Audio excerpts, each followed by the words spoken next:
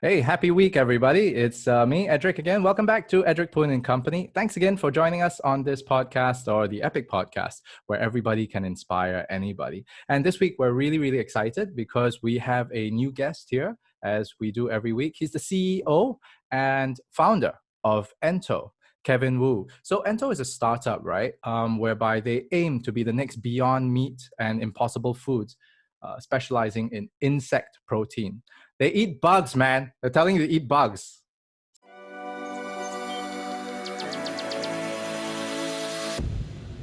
Okay, so Kevin, thanks for joining us this week. Do tell us a little bit more on what you've been doing, and how you've been spending your time during the COVID period. Hi, Edric. Good morning, and I'm really glad to be here. Just a little bit about myself. My name is Kevin Wu, and I'm the founder and CEO of ENTO. We're an alternative protein company specializing in edible insects for human consumption. So currently, we farm, process, and distribute edible insects, namely crickets and larvae, for human consumption across the region, as well as parts of Europe and the US. So the past 6 months over the COVID period, it's just been adapting to the new normal in terms of running a business, in terms of working remotely, adapting our strategies, both in terms of short, medium, and long-term strategies to cater to the new normal. So a lot of our plans that we've strategized from last year required tweaks and adaptations. Some little tweaks, some huge pivots. So that's what we've been doing over the past 6 months to year. What's the market been like for the insect protein side of things? Because it's really cool. How I came about your website at the beginning, how I came about the business at the beginning, right, was that I found the protein bars, right, for athletes, right? Is that right? Yeah, correct. So actually, how the kind of products that we offer initially were bugs in the whole roasted form, so you could actually see the head and the shape of the body. That's how we launched our minimum viable products mid of 2019. So when we launched that, I guess that was easiest to get onto market, but it was the least acceptable form of finished product that consumers wanted to see. So gradually, as the business grew and as time progressed, we've did a lot of R&D and also new product development to powderize our insect-based protein into familiar products that you and I would see on supermarket shelves. So the next stage was to really get it into a granola form. So we powderized cricket powder into granola form, and then we're currently offering that in the market, and that has a much greater market acceptability compared to our initial product. Right, And because as I time figure that goes, it's so difficult to get people to consume whole bugs, right? Let's put it that way, roasted bugs or coffee bugs or anything like that. But what is the main source of the protein, by the way? okay, the main source of the protein in I think some listeners may be aware that insect-based protein is uh, very high in protein. So, for instance, if we look into the data, let's look at crickets, for example. Per 1 kg of crickets, you would yield 66% protein compared to 1 kg of beef, where you would probably get about 24% protein. So, consuming cricket-based protein by weight basis is almost two and a half times more protein than traditional livestock. It's not just high in protein, but it's also extremely sustainable to farm compared to traditional livestock. So that's why it makes our value proposition so great. Now you see whether or not it's the Aztecs or whichever ancient race that were back then, just still stomping bugs and to make into a dye and eating them as well. Even in Southeast Asia. How long ago has this actually? Would you happen to know the history of insect protein and the like? I cannot pinpoint to the exact origin and history, but what I can say is that in many cultures and regions, especially pre-colonization, even thousands of years ago, there's a lot of historical passages and also scriptures that mention the use of insect-based protein as a source of good energy and for good health. So this is been passed down over the past thousands of years until today, that we can still see consumers in various regions, particularly in Thailand, Vietnam, most parts of Africa, most parts of South America, still do carry on this tradition of insect-based protein and consuming insects for human consumption.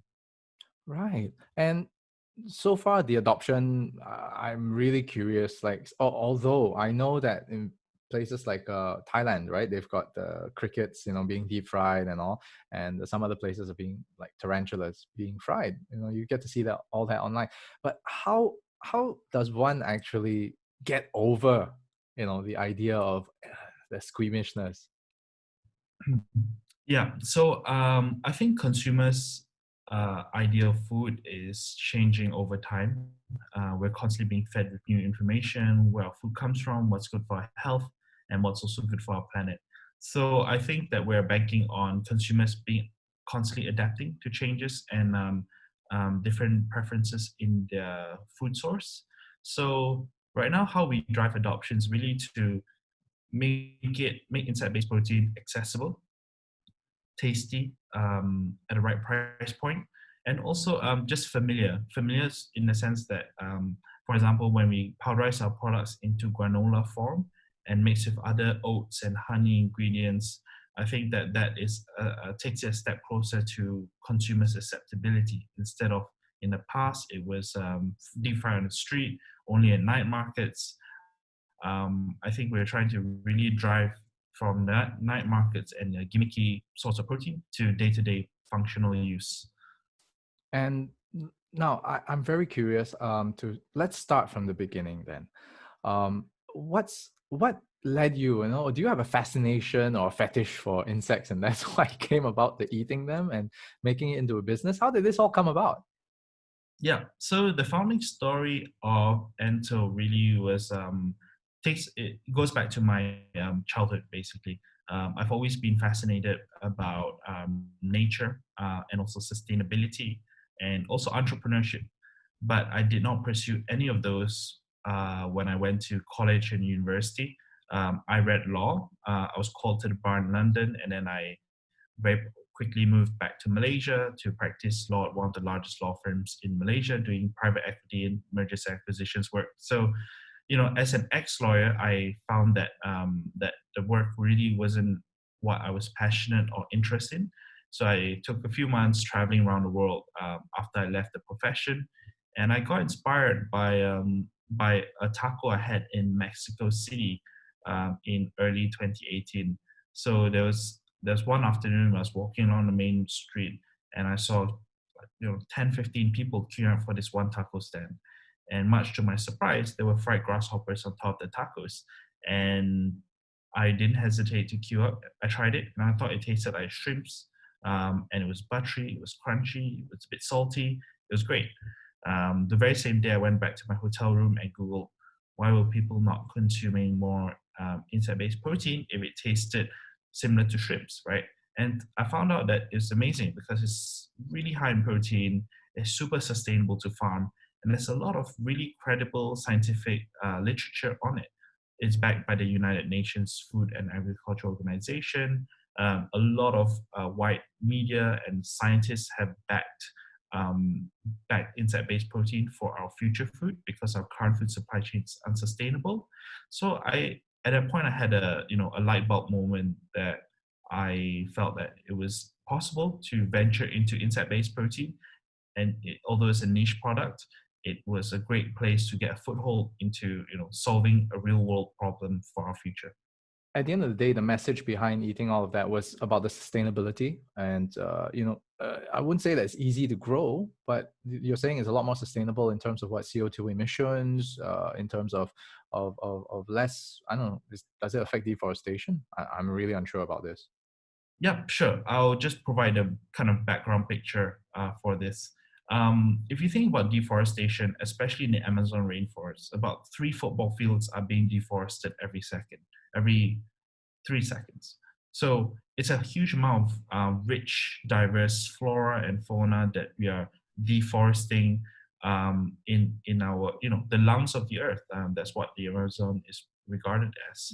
And do you know why they deforest it? It's because of this trade war going on with US and China. And China says, okay, we're not going to get beef from you. Where are we going to get it from? We're going to get it from Brazil, South America, where they have plenty of agricultural land and they have plenty of space that they can grow beef. And actually, that was what caused the deforestation. And there's studies that found that 91% of the deforestation over the past 30 years is all linked to agriculture, whether it's farming beef or farming corn or soy to feed the beef. It's a huge amount of deforestation that it's occurring right now. And that's just one aspect of the problem. The second aspect is also the greenhouse gas emissions, because agriculture accounts for a huge part of greenhouse gas emissions in the world that covers our ozone layers and causes climate change and global warming.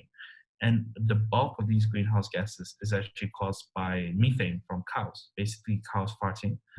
These are extremely harmful. Although one cow farting is not going to make a difference, it's having millions and millions of it, and multiplied over time, it has a serious impact on our environment. So not only greenhouse gases, but also you think about water, land, feed. It's very resource heavy.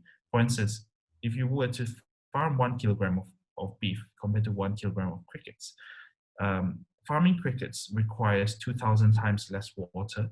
Farming crickets also gives out 2,000 times less greenhouse gas emissions.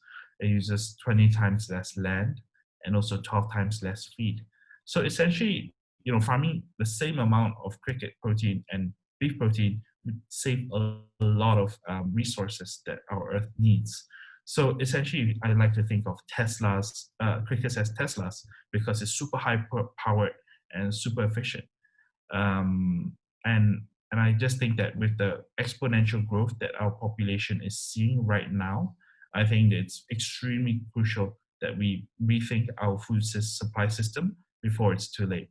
And how did you get this whole business started? I mean, yes, the background is there. That is it really about saving the world, or is it something about I think bugs are tasty, and other people should too? Yeah. On the outset, the initial idea was founded really on sustainability. And then secondly, it was my drive and my passion for entrepreneurship, meaning that I found a lot of happiness and also a lot of satisfaction from offering and providing products that have never been offered before, and pioneering a space that's extremely exciting. And the third, I think insect-based protein is tremendous in terms of its nutrition benefits. I think taste-wise, it tastes very similar to shrimps or prawns. So there's already a very close affinity to what people are already familiar with. But we have not created the signature dish that would make it go global yet. So that's what one of our challenges would be, is to really produce a product that would be in the most widely acceptable and popular form. So that kind of challenge drives me and motivates me every day to solve, because if we could actually get past the cultural barrier and stigma, I think there's tons of potential in this space, and to really change how we consume proteins in the future to a more sustainable manner. Right. So it's got to look good. It's got to taste good, right? And at the same time, you have to start them from young. I mean, are you planning to even get into the schools, for example, and just hey, here's some bug banana cake, go eat some?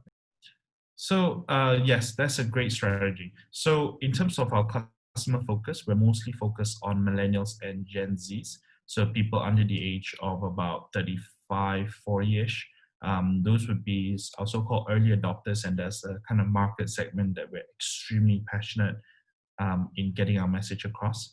But it really stems from going to the younger generation, for example, to primary schools. That's really where we could drive habits, also shape perceptions, and also form habits in terms of more sustainable futures, more sustainable protein consumption. But obviously, as a startup, you're always balancing time constraints as well as resource constraints. I think these kind of strategies in terms of working with schools and young, young consumers would be a long-term strategy. Which, as a startup, long-term is like 2 years, so, or 1 year. So it's really balancing that. I think having a bit of that kind of campaign and strategy to entice younger consumers is definitely on the cards for us. Right. Looking back, I mean, you've mentioned that you're still a startup, if you wanted to say that. What was it like for you? I mean, you're saying you're in a niche market, right? You've got a product or a service that may not necessarily, you know this, right? That you may not be well accepted at the start. So when you formed that business plan, what did it even look like from the beginning? So just the kind of, I guess, the overview of the business plan from the beginning was that I knew that insect-based protein is sustainable, it's healthy, it's widely cited as the future of food. That was great. But the challenges that came along with that would be the cultural stigma, the changing habits and perceptions, building that supply chain of producing lots of it when there's previously the whole supply chain is pretty much not built at all or at its very infant stages, and a lot of R&D required. But the opportunities that if we were to able to kind of overcome the challenges of that cultural stigma or change the habits of consumers, we think that the opportunities would be vast if we can actually change the way that people perceive insect-based protein.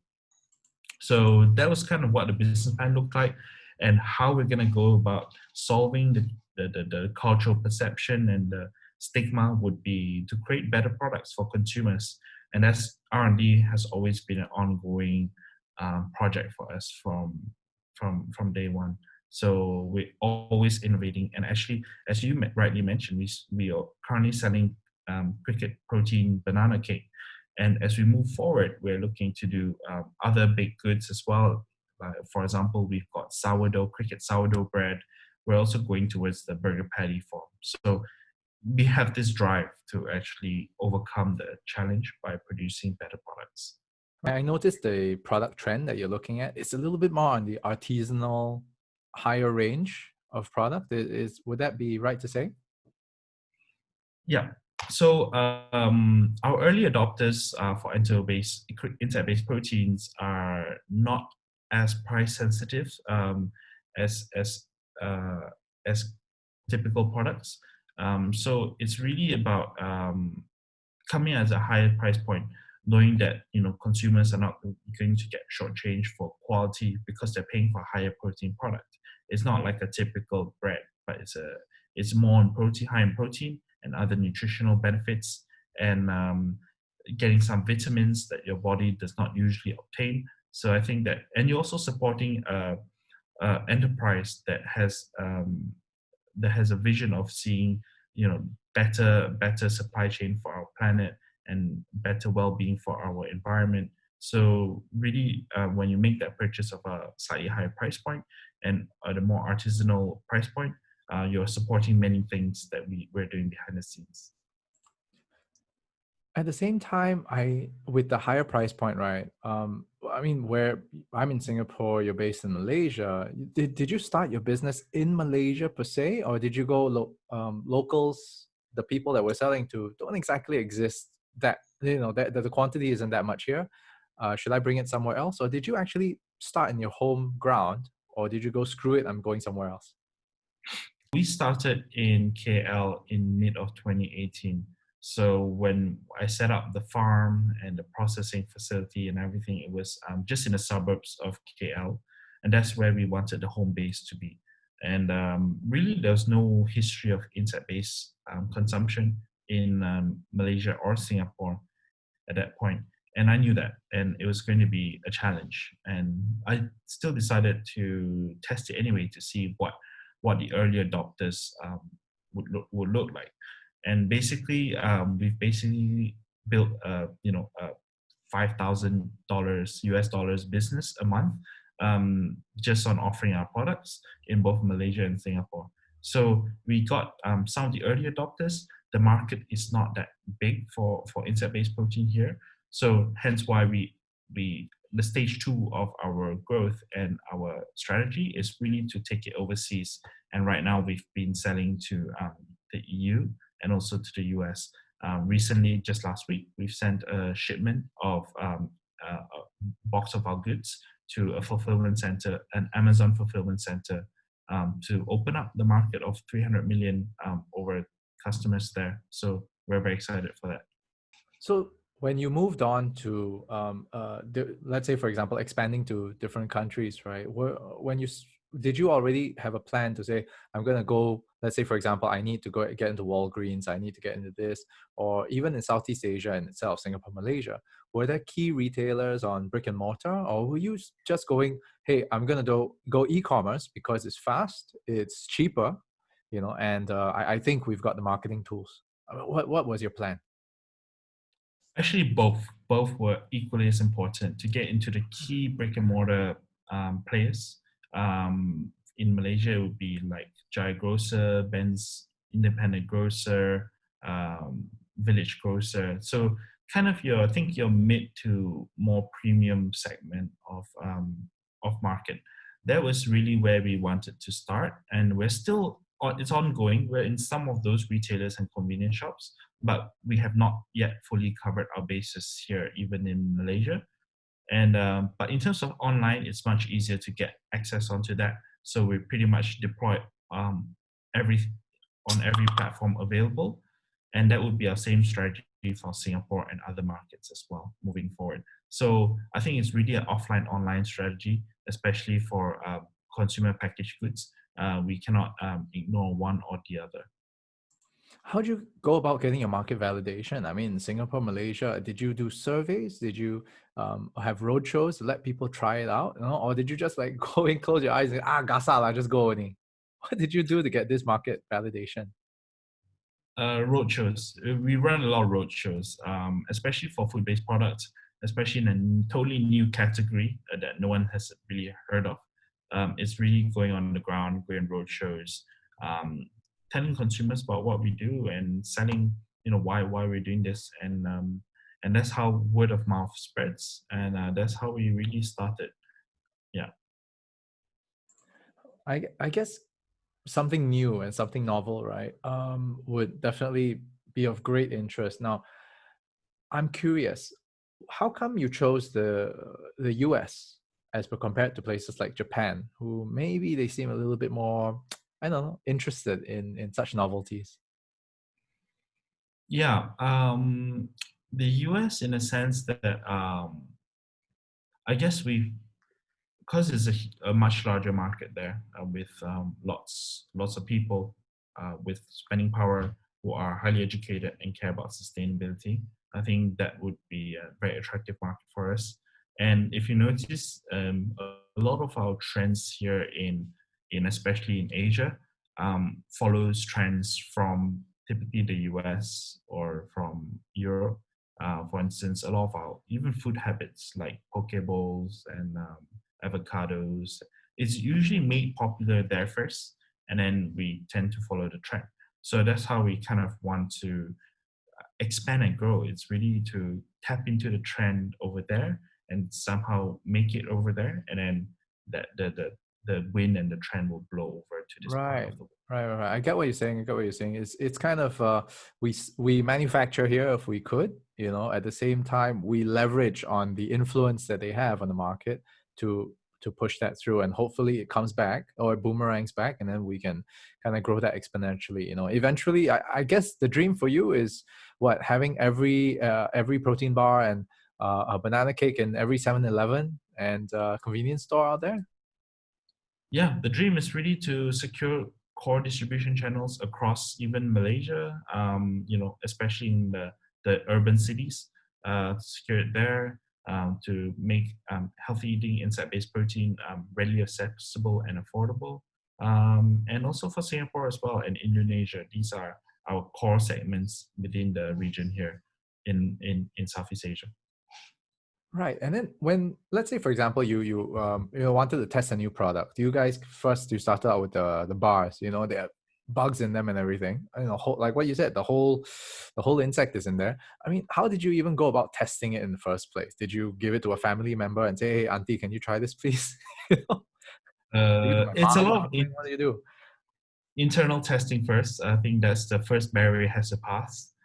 Especially, I'm a connoisseur in insect-based proteins, so I consume it regularly. I've tried pretty much all insect-based proteins available on the market.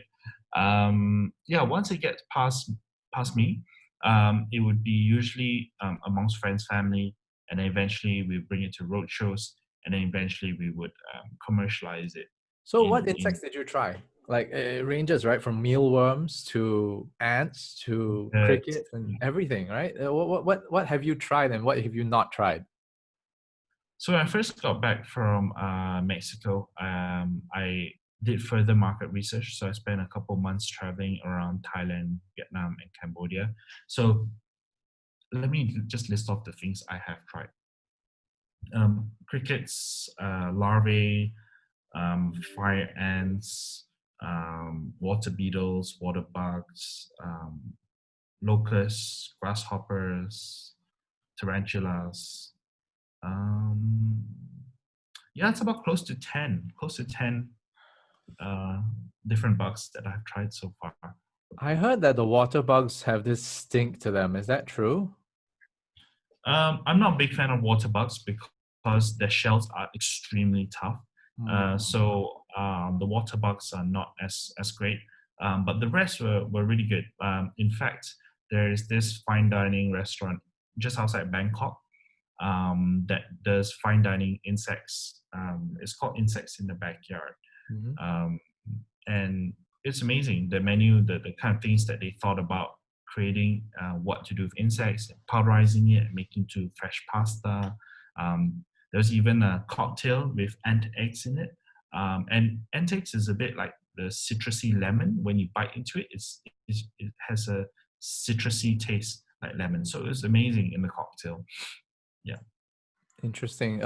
Has anybody made sushi with them? I'm guessing you know those like Tobiko kind of sushis. If you use ant eggs, I'm guessing it could be something. uh, Yes, it could definitely be something. Yeah, yeah, I have not tried that, but it would be great. I think because it really tastes like lemon, the citrusy pearl of the lemons, and adds a great citrusy taste to anything. So are you gonna start a new trend like boba, using ant eggs and stuff? Yeah, perhaps one day in the near future. Yeah, the future of boba could be insect based. Okay, I'll take your word for it, man. But I don't know. I would like to try, like eventually, as long as it's powdered and all that. I guess taking that first step forward and going, okay, look, I know this is made out of crickets. I gotta put this in my mouth and get it down, right? But getting that first step, has there been any beverages, for example, made out of such products too? Um, in the US, yes, there has been a company that has made it into a protein shake, um, and using just cricket powder plus other ingredients, something that would mask the perhaps the unfamiliar taste would be, using coffee or chocolate. They're usually a great masking agent and flavors. So it's been done in the US. And in fact, we actually have done some formulations here locally. In fact, I have one here. It looks a bit like this. This is just a prototype. So this is just a powder, chocolate flavored cricket protein powder that we formulated, as you can see here. Yeah. Yeah. So, so it just looks like chocolate Milo powder. Um, and we're formulating this into a sustainable protein shake that has no unfamiliar ingredients. So no off Um, tasting stuff, you're saying? yeah, I've been told that cricket powder tastes a lot better than whey protein powder, because whey is a byproduct of cheese, and when you drink whey-based protein, it smells like rotten eggs, Hmm. whereas our cricket-based protein just smells of toasted almonds. So it has less of a foul taste, and it tastes better in its complete natural form. So without the processed ingredients. So we would like to offer that in the near future. Right. And quick question now. a couple of years ago, right, there was this whole giant movement for vegan athletes, to be a non-meat consuming athlete. Does this also fall under the insect category too? Yeah, so technically insect-based protein is not vegan or vegetarian because it's still derived from an animal. But we find that some people are vegan vegetarian for various reasons. Some environmental reasons, some for taste, some for health. So it's very broad spectrum of people who are vegan or vegetarian. But for us, we do have vegan and vegetarians who consume cricket-based protein in the form of powder, and they bake with it because they just like the sustainability element of insect-based protein. So that was really how we get some of the vegan community coming to us and purchasing from us as well. And do you do any studies with let's say athletes or let's say nutritionists to actually just work with you on this and have some form of endorsement? I'm very curious because we have so many athletes that are on cereal boxes, on all sorts of powder proteins and all. But is there like a champion that we know of that champions insect protein? Yes, so we're working on partnerships right now with the whole coronavirus. It has made it a bit difficult, but definitely finding a champion, a national champion that could share more about insect-based protein and endorse us would be another great strategy for having that stamp of approval as a functional protein source. Right, right. You've got to be in touch with One by now, One FC, right? I mean, they've got plenty of athletes from Southeast Asia that'd be the perfect role models. Yeah, we're in touch with about three. I can't disclose the names because it's Mm. not been finalized. But yes, for sure, there's a lot of exciting work ahead. And getting into the retail front and all this, right? Market acceptance rates and just getting onto shelves, for example. What has been the I don't know, the shutdown rate or something like that that they tell you, just flat out no. How many times have you heard no? Oh yeah, 80% of the time we hear no God. from here anywhere we go to. So it's tough. Even though we said like, look, we have this product that is completely unique to the market. It's healthy, it's sustainable. We'll give you 30% margins on consignment basis. You don't even have to pay us, but most of them just say no because it's just something unusual for them and they just don't want to take the risk. Um, so yeah, it's a very high, what we're championing really is higher quality protein and a more sustainable product. But that's not how the market works in real life, and that's a challenge for us. And do you notice that that normally comes from older retailers, whereas the younger ones are going, okay, it's something new. I think my clientele would like this, and the older ones are just not. No, I want it packaged. I want it coming from normal or regular sources that people like, and it's easy to sell. How does it work? So it depends on the distributor. Like especially the more established retailers typically work with huge distributors, huge food manufacturers like Nestle or Unilever, P&G, um, or for example, huge importers. A lot of, I guess, people say they want to support local and whatnot, but I believe that large retailers are not so supportive of smaller brands or local brands. So it's extremely tough to penetrate that market because you need a certain volume, you need certain distribution. It's very tough to get into big retail. But in terms of the emerging retailers, yes, we support them, and they're very supportive of us. So it's much easier to get into emerging retailers. Have you ever thought about the possibility of getting these products into the mama shops or not? Like, how would I could never imagine though. We also have a certain brand that we like to perceive, and so selecting retailers, we also have to be somewhat selective as well. It's not We can't just like dump it everywhere and hope that spray and pray, hope that people buy in all sorts of funny locations. We really had to think about what we want to reflect in our brand, and getting into premium and high end retailers and or with high foot traffic is really where we want to be. So yeah, you've got it all planned out already. Your brand's there, and all this. But I personally, I would really like to find out a little bit more about you. You know, Yeah. like you've mentioned that your love for this subject matter. You moved away from law, practicing law, which everybody thinks is great money, right? Mm. But is it because you wanted to find your soul? What happened? Um, I guess uh, at the foundation of it, it's really something I could call my own. Um, Creating a product or a service that you can call your own is a very liberating and very satisfying thing that I just don't think money could buy. I think satisfact. Although money was okay, it's somewhat something that tears me up every day when I get back from work.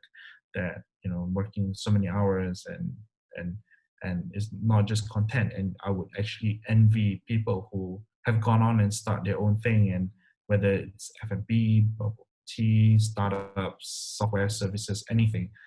It's just quite envious because that's something that they can call their own. And I think there's something liberating about working for yourself, putting in those hours that you know that it's for yourself, for your business and your own benefit. I think that's the most liberating thing.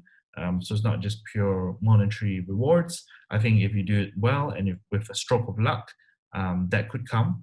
But I think that since I was young, I could afford to take risks and venture into startups and entrepreneurship.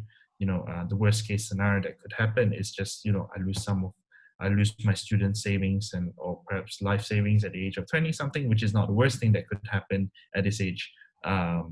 So it was really a calculated risk on a personal level. I think if I were in my 40s, 50s, or family, I just don't think I could afford to take such risks.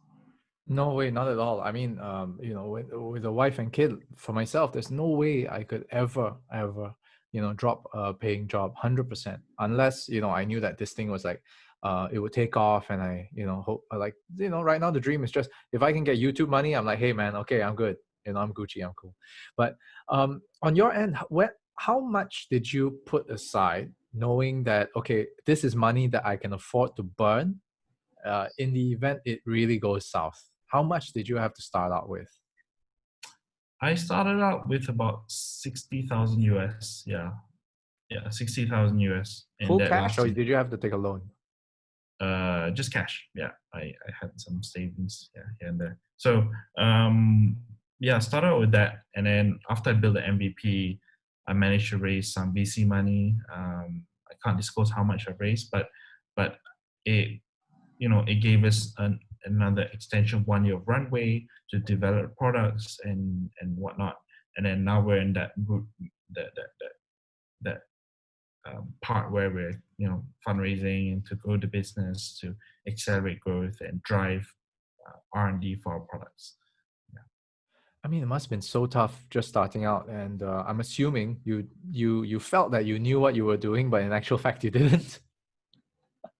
Yeah, I think you put it very nicely there. I thought I knew what to do. I thought the business plan was solid. I thought market acceptance would be great. Hey, it's high protein and sustainable and whatnot. But that's not how the world works. I think the world can be very irrational at times. It's not just cold hard data that sells. You need a good dose of sleek marketing, connections, and a stroke of luck for a lot of things. So yeah, pretty much we're still kind of figuring things out until today. And how, if let's say for example the stroke of luck didn't come, those days that you must have felt terrible, absolutely terrible. What was the mantra that you had that just kept you going? I guess I always knew that part of being a great entrepreneur is to have the grit and perseverance in when times are tough. I think doing entrepreneurship, the highs are very high, the lows are very low, and it's really much akin to like a roller coaster where one day you can be. Sometimes it could happen in the same day. The highest high and the lowest low. For instance, you know you may be running out of runway, for example, meaning you have like a couple of months left of the business, but then suddenly a key account comes in to extend that and drive revenues, and it's a great source of growth. It could happen on the same day. The news could break up on the same day. So it's a lot of being able to ride those ups and downs and still stay mentally sane, because the bigger you go, the higher the ride is going to be, and the lower the lower is going to be. So I think it's really a profession that is for not for the faint-hearted or those who take things a bit too lightly. Yeah. Was there any point in time that you just went, like, if I ever hit this particular low, it's over for me, I'm done, I'm not doing this anymore, I'm going to jump ship and just reevaluate things? So I guess kind of growing up, I've always been taught to, give it your best until the very, very, very last moment. And what does the very last moment mean in our business, in the startup business? It's really when the bank is pretty much zero, right? You're building a company, you're investing all this money, you're doing R&D, you're paying salaries, you're doing all these things. So I think the very last moment for us would be if the bank account runs to zero. But I've always been taught to, until the bank account zero, you give 100%, you do everything you can, you hustle, you find investors, you raise cash, you drive revenue growth, you drive profitability, you could have to reduce pay cut, you may have to reduce pay cut, or you have to hire extra people for a particular job. There's a lot of levers and functions in entrepreneurship to fight to the very end. So I think having grit, I know grit is an extremely important trait. So I think that it's a good question though. Sometimes it could be a case of when's it smart to give up. But sometimes you just have to push the extra 1 month or the extra 2 months could make all the difference. So the big question really is when, and but until that day comes, I'm very willing to give it 100%.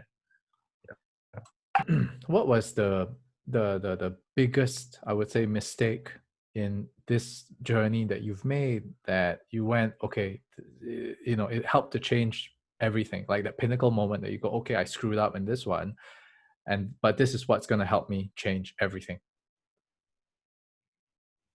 I think last year when we raised our initial round of capital, we had a decent amount of money in the bank, and just shortly 1-2 months in, a couple of big name investors came in saying that they wanted to invest. The dilemma at that point was we closed one round of financing. We had enough money in the bank. We were profitable, or at least touching profitability, and we're on track to be profitable pre-COVID. So that was what was going for us. And then a couple of key investors came in and said, okay, we want to invest, but the valuation is not going to be so high. That's what we want to invest.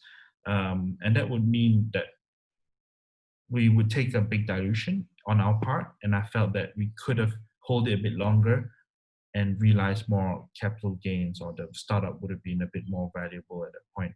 I think the factor of return from the first round of investment and the offer was only 2x. Yeah, 2x, which was not so attractive because I believe that we could have done 20x the returns. But I think with COVID and a lot of things kicking in, it really drew us back. So we had to re-strategize, and I think it would have been good to have taken that money and have a key group of investors behind us and making some potential introductions. So I think that was one of the pivotal moments in ENTO's, I guess, history. Yeah. In your line of work, right? Recently we've heard of that CEO lifestyle, of waking up 3, 4, 5 a.m., that kind of thing, working out. Now, for somebody in the startup game, who's hustling every day, what's your regime like? I would say I still get my sleep. I get at least 6 to 8 hours of sleep every day, because I think that the mental energy required in this profession to make at least 30 small but key decisions each and every day, it's extremely tough. Because as I guess the founder and CEO of a small and early stage startup is that you are required to do everything, pretty much, from accounts, finances, fundraising, sales, marketing, a lot of things, basically. So I still need my sleep, and what I do as a habit is that I go to gym at least 3 times a week, in the evenings. No matter what, I always block up my time for gym sessions in the evenings, and I think that really keeps me kind of grounded and healthy. Because if I neglect going to gym, working out, keeping my body active, it would affect other aspects. So I guess my routine is very loosely getting those amounts of sleep, and also setting chunks of time for not just gym but also, I guess, family over the weekend as well. You normally set a timetable yourself for yourself, like when we were in grade school, 8 o'clock you got to do this, 9 o'clock you got to do this, or do you just go, these are my key things that I must do, if not my day is completely destroyed? Yeah, you're right. I do have a very strict timetable. But for tasks, I have it in day to dos for the day. So at any one time, I think there would be last minute meetings. So it's very tough to keep it to exact time schedules. But yeah, I do have a to do things for every day. Okay, and but are there any key items, right? Because I was actually speaking last week with Andrew, the previous guest, and he was saying that he has very set blocks of things that he must do to nourish his mind, nourish his body, and also to nourish his spirit. So are there such blocks in in your life? How do you arrange that? Yeah. So yeah, again, that's a good analogy. I think nourish my mind would be reading outside of work, because in work there's a lot of emails, but outside of work, a lot of reading. So I guess in the evenings, about an hour before I go to bed, I always like to spend reading, or either watching some documentaries on Netflix. That's kind of my routine nearly every single night. In terms of the body, as I mentioned, I think having about 3 or 4 hours of blocks each week for exercising, and keeping that block there, that's very important. Unless it's an extremely crucial meeting, I would not change that. So that would be my nourishing my body. And the spirit would really be time with family. So for example, I have dinner with my family every Sunday evening, and that's pretty much set every week. So when someone asks me whether I'm free Sunday, I would tell them no, unless it's extremely, it takes precedence. But 99% of the time, it really doesn't. So it's very, yeah, having that kind of blocks gives me that structure in my week, to ensure that I'm not just burning out too easily. Because at the end of the day, running, I think, early stage startup, it's really a marathon. It's not a sprint. You can't work 100 hours a week for 2 years, because I think that would be extremely challenging, and extremely detrimental to the body and mental well-being. So I guess part of the job of a founder CEO is also not to lead other people in your organization, but it's also to lead yourself, to ensure that you take care of yourself, and you can make better decisions, and you continue to grow as a leader, as a person. Because over the past 2 years, it's been a very humbling experience to learn all these various things about myself, or about even the business. Yeah, there's a lot of lessons to learn of running, being in this position. Yeah. Right. And one thing you mentioned was about learning more about yourself during this period. As all entrepreneurs have always mentioned, it's always very humbling. Even the most humble of people become humbler, if, if there's ever such a thing. What were these things that, let's say, for example, you go, okay, I'm becoming this person. What were those things that you saw change in yourself?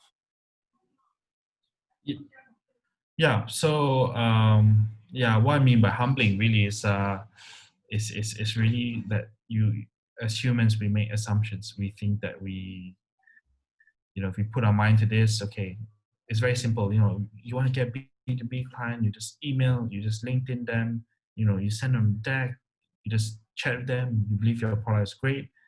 And then it turns out they can take you to a long string of negotiations, and it turns out they said no. Um, being rejected many times is very humbling.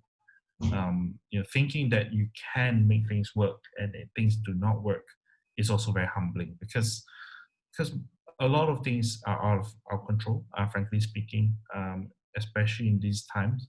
Um, what you thought, for example, we forecasted 2020 to be the year that we really expand to, beyond Malaysia, being on roadshows in Singapore, getting into Amazon US, and all that by early 2020. But that was all thrown out the window, and we had to adapt and be in, I guess, crisis and survival mode to adapt to the new change when no activity was happening for months, and that was mandated by the government. So things get pretty tough. Then I think even I've seen the smartest people being really humbled by this is not an easy job or not an easy role to be in, because it's a lot of things are out of your control, no matter how smart or how capable you think you are. I think I recommend anyone who thinks they are, just start a startup, because it's one of the craziest experience that I've ever had to do. Yeah. Yeah, it teaches you a lot about yourself, especially when you keep failing. Yeah, exactly. Yeah, and and I guess the question is that before running startup, it's about how much can I do today, and how much setting objectives and achieving that amount today. But once you start one, it's really humbling. So it kind of you then ask yourself that you know um, whether this is going to work, and if it does fail, what's next. The attitude kind of changes, rather than going into that state of blame or sorrow.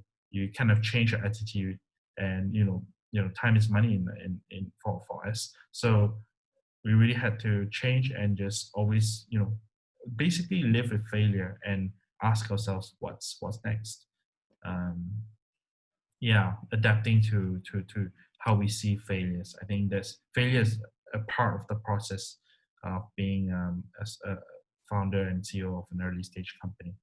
Right. When you say time is money, right? Do you ever catch yourself thinking like you have a set rate for yourself and you go, look, it's been 10 minutes. I've just wasted $100 or $1,000 of my time. Do you ever have thoughts like that? Yeah, I think it's good to kind of understand the value. For instance, I do a lot of speaking engagements with Fortune 500 companies and corporates, and I get paid by the hour. So I would have my rough figure on top of my head. That's one. That's, I guess, one kind of indicator that in terms of value of time. Another indication would be like, let's say, if my overheads of the company, it's worth, let's say, 100,000 every month I have to cover, and every day is roughly about $3,300, right? And how much does that mean per hour? Because that's kind of the capital I'm burning every single hour in a day. So I guess there are ways to calculate it. This is very loosely speaking, but that's how I tend to calculate things in terms of, because again, as a early stage CEO, you kind of need to allocate a very limited amount of capital to many different areas. Yeah. Yeah, so of course, I'm saying this very, very loosely, very candidly, but it's more of trying to understand exactly, how do different entrepreneurs think? How is it that entrepreneurs are actually very driven, as compared to, let's say, for example, any other CEO that works for a company as compared to owning a company. What do you think that fundamental difference really is? I think there are a lot of ambitious people, whether they started their own companies or don't start their own companies. I think that I think there's that. I don't think entrepreneurs specifically are a breed of its own. I think that they're adaptation of the same breed. I believe that the only difference really is spotting opportunities and just taking a deep dive, taking a leap of faith. Because I don't think entrepreneurs or founders and CEOs are necessarily always the smartest people in the room. They're not, and for sure in the team, I've seen a team more capable than the founder and CEO itself. Because because I think the only difference is really taking that leap of faith and having the vision, and I guess the know-how to bring the right people together to execute that vision. And I would say, the people around me are definitely far more capable in doing their respective tasks better than I could do it. So it's really about bringing that whole synergies together, um, to form a team that is highly competent. And that's really a skill I bring. I would not say I'm better at any one of the tasks Mm. than any of my team. And how do you actually, have you ever been caught in that time whereby you just go, um, you, you guys are good at what you do, but I'm the boss, you got to listen to me. How do you actually pull yourself back from that mode and allow your staff and empower them accordingly? Because a lot of the time, I'm very certain, right, that we have to split ourselves, and then we go, I like what you're doing, but somehow or other, I think my idea is better in that sense. So please follow what I'm saying because I'm the boss. Yeah. Very rarely that happens, because I a lot of people on my team would know that I'm extremely flexible in terms of allowing them to do or take on responsibility in their own respective tasks. Usually they need a green light, and that could be as simple as just knocking on my office and saying that I have this idea. What I would typically ask is not to shoot down the idea, but it's really to understand how they got to that conclusion. Like, for example, you propose that plan X is good and this is a good marketing strategy to acquire more customers. I would ask, how did you form that basis and the steps to get to your conclusion? And if I think the steps are cogent and logical, I think that usually that gets a green light from me. So, and people do know in the company that they don't get blamed for failures. Unless it's something very basic or very serious or it's been done before. But typically, we experiment a lot in a startup. So people are never blamed for failures or things not working out. Man, I like that leadership style. It's really, really good. You empower, you don't blame, and more importantly, you listen. Because wisdom is from everywhere, so you can pick it up from anybody, even a 6-year-old child. The other day I was actually thinking about what a 6-year-old can teach me. And I was actually having this conversation a while back about how we can also lead our lives, and there was this saying about happiness is actually about leading your lives backwards, meaning to say that when we are born, we should be able to uh, uh, uh, uh, when we start our lives, right, we should be able to be like the older ones, learning how to enjoy life, and then when we go to our middle age, we still work like crazy, but when we finally reach an old age, we should actually be like young children, playing innocently and enjoying life like there's no tomorrow. Yeah, that's a good way to put it. Anyway, so thanks for sharing all this information. Now I'm going to move on to a segment that that we call the EPIC Questionnaire. Basically, it gives us it's a quick rapid fire session with a couple of questions that the audience can then find out a little bit more about you real quick. So, Kevin, are you ready? Yep. Okay. One word that you love the most. Love. One word that you dislike the most. Yeah, just yeah. I guess it could be a word, 2 words, but perhaps unrealized potential. If you could have a conversation with one person, fictional, non-fictional, dead or alive, who would that be? Elon Musk. And what would you want to ask him? What motivates him? Like, besides what he tells at interviews or in public, really what drives him fundamentally. Yeah. What do you say to yourself in the mirror every morning? I can do it. Favorite dish to eat? Nasi lemak. Favorite travel spot or the next travel spot you want to go to once borders open up? Bangkok. Something in the arts that you've always wanted to do, but yet to do so? Mm, yeah, perhaps a actor. Everybody wants that glamorous job, huh? Yeah, I don't know, the founder CEO syndrome. We're all actors Yeah, in some ways. in some ways, yeah. What does retirement look like to you? I think I'll still be working to a certain degree and extent, but perhaps less operational, but more hopefully managing capital, managing portfolio of companies, something more established. Not running a startup for sure. And how do you want to be remembered? What's your legacy? Someone's just willing to just get up off his seat with no technical knowledge and just providing solutions to problems. Yeah. All right, thanks, Kevin. All right, that marks the end of the EPIC podcast for this week. Ladies and gentlemen, Kevin Wu from ENTO. Thank you so much for joining us this week, Kevin. Thanks for having me, Edric. Have a good week.